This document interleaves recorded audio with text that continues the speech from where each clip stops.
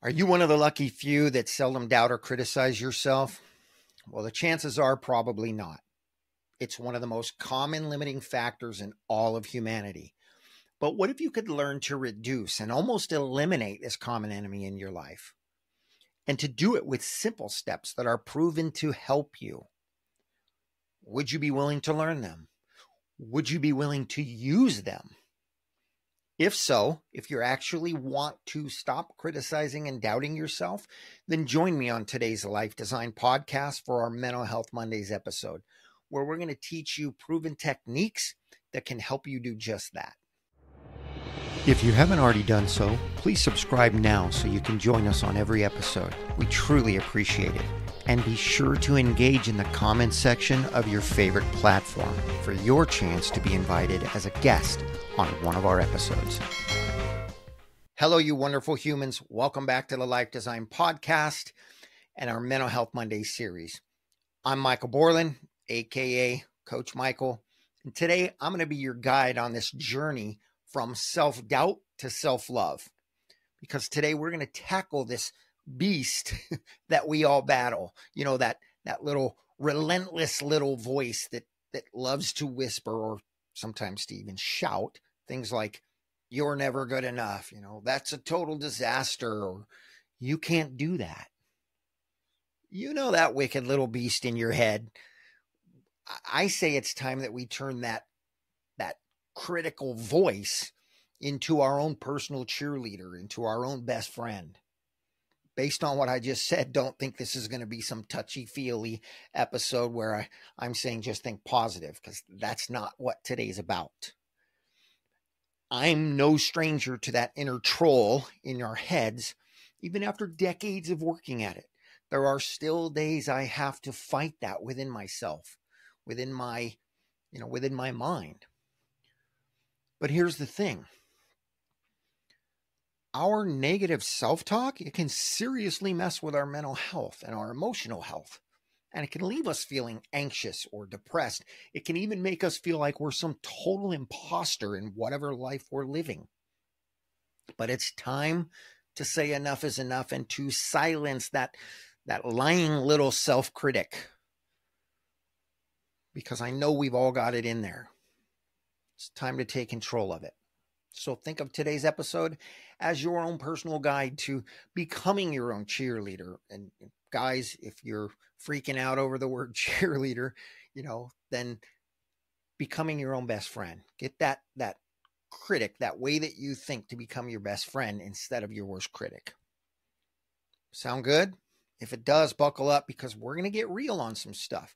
We're going to learn some actionable tools that we can use to shut down that negativity for good. Or, let me digress and say, to reduce it extremely, and tools that we can use over time when it does rear its ugly little head again. Fair enough? So what is step one in this journey? Well, it's to meet the enemy. What do I mean by that? I mean, let's look at what exactly is negative self-talk. Simply put, it's like having a mini version of the most pessimistic person you know stuck in your head. I mean, let's be honest. Negative thoughts, if they gave us $1 for every time they caused us to doubt ourselves, most of us would be at the top of that Forbes list with Bezos and Musk, right? That's why recognizing this voice is half the battle. And remember, this is literally a fight for our mental and emotional health. But a lot of people ask, how do we catch these, these sneaky thoughts, right? They're like little ninjas in our head, and not the cool kind. They're masters of disguise. And unfortunately, we've trained them to be just that throughout our lives. But here's a trick. Whenever you feel yourself feeling down or feeling frustrated, notice I'm pointing out things that we feel, not thoughts in our head. When we recognize that we feel down, that we feel frustrated, stop for a minute and write down the things you're thinking. That's the trick. The thoughts might be little, ninjas in disguise. But our feelings, we always recognize when those are off. So stop at that moment and write down the thoughts that are going through your head. That's how you catch them. That's how you begin to recognize them, because you'll start to see patterns as you write them down. You'll start to recognize, or you'll see repeatedly thoughts like, I'm never good at this, or I always mess up. And spotting these things is the first step to being able to tell them, not today, get out. And if you're thinking, hey, I can't even spot my keys or my glasses, how in the world am I going to spot negative thoughts? Trust me, with a little bit of practice, sometimes a lot of practice, it does become easier, even than finding the keys that you left in the fridge on a long night, right?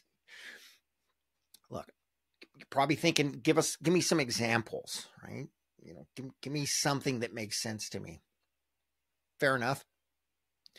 In that case, raise your hand if you've ever experienced any of the patterns that I'll share with you. And I know it's a podcast, not a live audience, but raise your hand anyway. It's a physiological process that will help this stick. Raise your hand if you recognize the perfectionist. That's right. That's that little voice inside that says, hey, it's not perfect. And if it's not perfect, it's a failure. And I know this one's extreme, but let me give you a spoiler alert. Perfection doesn't exist. And I'll even go easy on you, because if you're a perfectionist, you don't believe me right now. Let's say it's extremely rare. But perfection in whose opinion? What's perfect for one isn't good for somebody else. We are talking about you. So focus on improving rather than trying to strive for some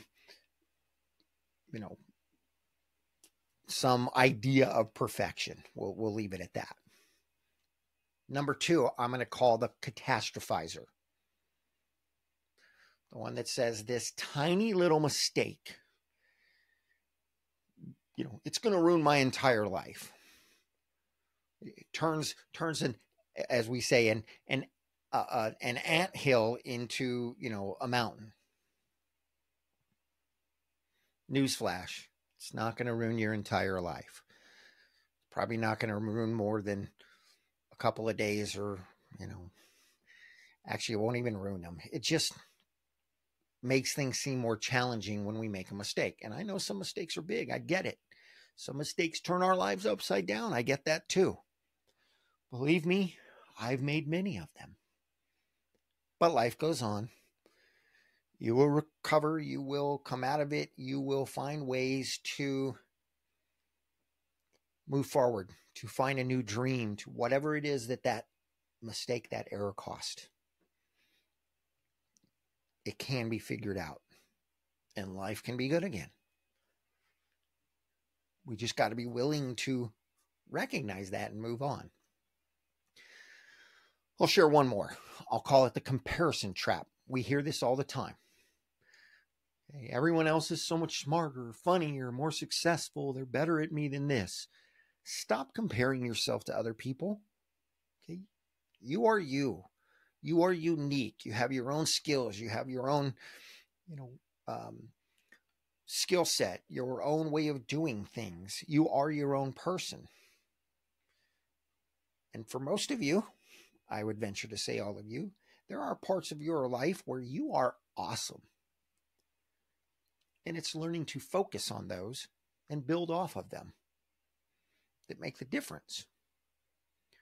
So these are just 3 popular areas that we deal with this, but they give you a clear idea of what we should be looking for, because everyone has their own brand of inner critic. But there's a key, which is that these thoughts, they're not facts. They're just a distorted story that we tell ourselves. And when it comes to our own thoughts, we are the author of the stories we tell ourselves, which means we can change the story.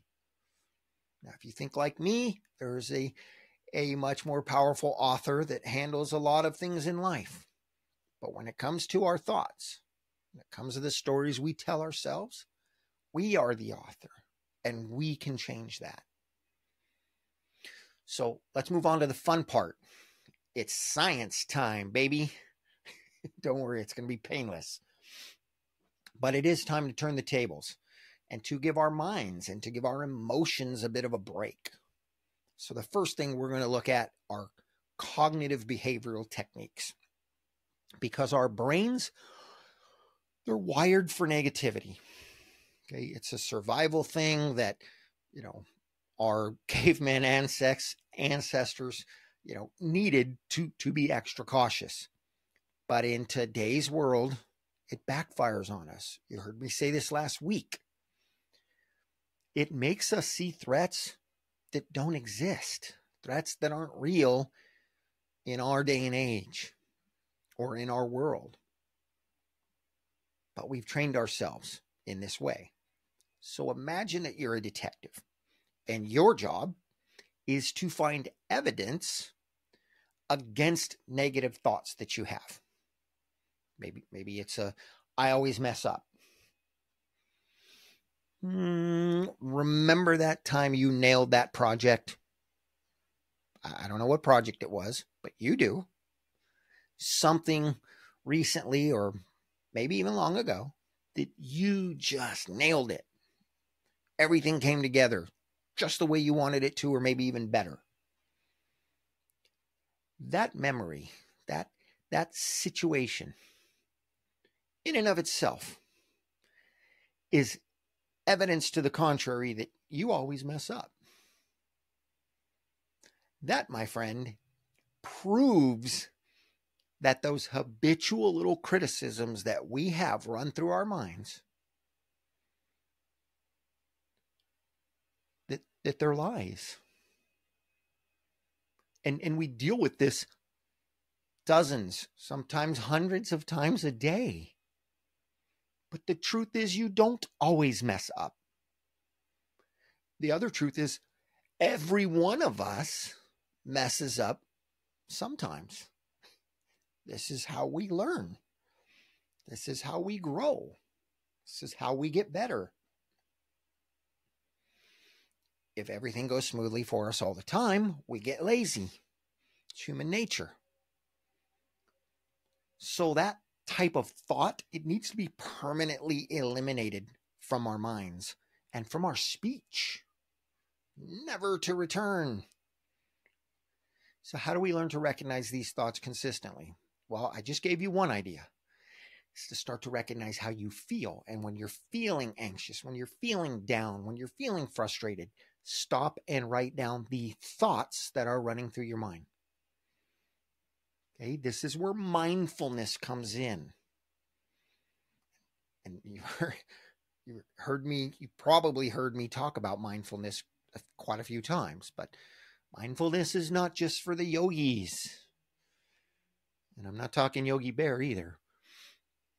It isn't about chanting om, these ohms on the mountaintop, right? It you know what? If that's your thing, go do you. You're not going to hear me, criticize that. But what it is about, mindfulness is about being present with our thoughts and observing them without judgment. Okay, think of it like scrolling through your social media, but without critically judging half of what you see. And instead of hitting the like button or sharing it, you're just noticing it and moving on. That's a representation, a real world representation of mindfulness. You're seeing it go by and you just keep, okay, I see that, keep scrolling. So let's get active with it though, but without all the sweat, because I'm kind of warm in here today in my sweater. So here's where we actually start fighting back. Okay, where we start making what you'll often hear me refer to as the shift. Changing the script in our head is like building mental and emotional muscle. It takes time. It takes practice. So let's just start small. When that inner critic starts its spiel, right? That's when we grab, our metaphorical sword and shield, right? And we challenge this distortion, this twisted way of thinking. When we feel it and we stop and we write it down, we can look at it and challenge it and say, is this thought based on reality, or is it based on fear, or some distorted way of thinking? Because most often it's the latter of those. And that's when we can rewrite that story. That's when we can turn that negative thought into a positive thought or a positive affirmation. I made a mistake, but I can learn from it. I can, or I will, do better next time. Okay, this is going to sound a little fluffy, but bear with me. Let's learn to shower ourselves with self-compassion, with give ourselves a little bit of grace. Talk to yourself like you would your best friend. Do we come down on them? Sure. Do we call them out? I hope so. But would we judge them as harsh as we do ourselves? Of course not. Very few of us ever do. So why not start being a best friend to ourselves? What is that all about? Why don't we do that? It's time to start doing that. Be sure to use positive affirmations when we speak to ourselves. I know it can feel a little bit like, like we're looking in the mirror and, wow, you're so awesome. I get it. Think of it this way. If talking to plants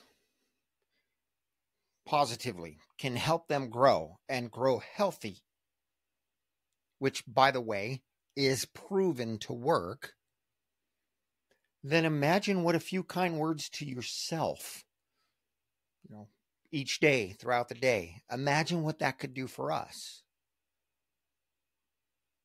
Remember, Rome wasn't built in a day, which means silencing this inner critic. It's going to take practice. It's going to take time. It's going to take a little bit of effort. But with the tools that we're sharing right now, okay, and a healthy dose of, self-compassion, you can transform that negative chatter that's going on in your head every day into a voice of reason, into a voice of encouragement for yourself and support for what you want your future to look like. Now, let me guess. For some of you, something inside you right now is trying to call BS. It might be screaming, it can't possibly be this easy. Well, I'm sorry to break it to you, but you're right, it's not. But here's why. Because that voice, the one telling you it's not that easy, that is the next battle that you have to win. And if you don't fight it, and if you don't win, then you'll wind up giving up on practicing every day. And you'll wind up losing the war against that inner critic, which, quite frankly, is a war for your own personal well-being. See, the truth is that it is this simple. If you just keep working at it, if you just keep taking these seemingly insignificant but very simple steps every day, because what'll happen is one day you'll wake up, you'll look around in bewilderment here, realizing that the self-critic is gone. Try something with me here. Let's do a quick visualization.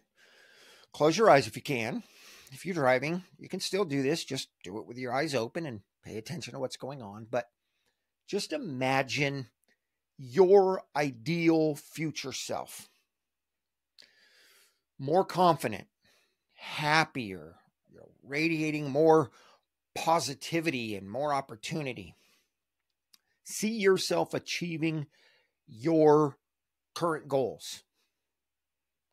See yourself surrounded by love, people that love you, your loved ones, your friends, your family, and surrounded by all of their support and the support of others, other people that you may need support from to accomplish goals if they're pretty big. Hold on to that feeling, because that's who you truly are at your core. It's just trapped beneath layers of self-doubt that you've taught yourself, or you've allowed other people to teach you over the years. Kids don't have self-doubt. They think they can accomplish anything. I know life teaches us we can't. No, life teaches us lessons. We take those lessons and we choose a belief that says we can't accomplish things because we keep having setbacks. Then move beyond the setbacks. Okay, the shovel that you can dig that up with, that part of you that's buried, is the process we just walked through. Okay, this journey of self-love, as I'm calling it, it's not always easy. But trust me when I say it's worth it. It is so worth it. And it's simple if you allow it to be. So ditch that inner critic.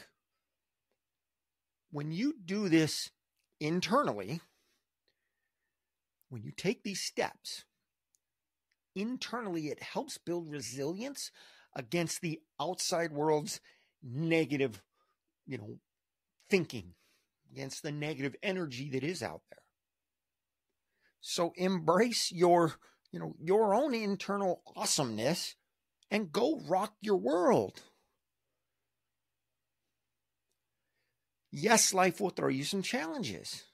Most of those because of decisions and actions that you've taken in the past. But the consistent steps is what's going to get you beyond it. So take them. Take advantage of what we just walked through, because it is a proven process to help get rid of that inner critic. And when that inner critic is gone, other things fall into place for you. So don't forget to check out the show notes. We'll have some additional resources. I might even put together a free worksheet that will help you silence that inner chatter. But that's a wrap for defeating the dragon of negative self-talk today. Remember, this is not about being perfect. It's about being a little bit better today as opposed to yesterday. It's about being a little bit kinder to yourself every day. Personally, I would love to hear, how you're turning that inner critic into your inner coach. And I think a lot of other listeners would love to hear that. Pay it forward, inspire them. So share your stories, share your struggles. Of course, share the victories. Share it with us in the comments on any of our platforms. Doesn't matter where you listen here. Go to one of our platforms and share it.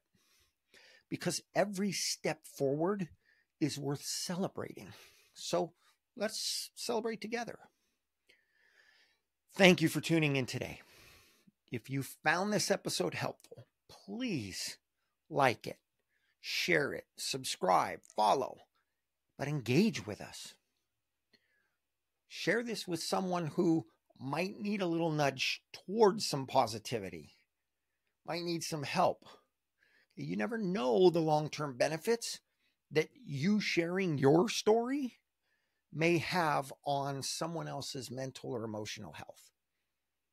And then come back and join us on Wednesdays for our coaching series. Join us every Monday for this Mental Health Monday series. We'll see you then. And until then, live awesome and enjoy your journey.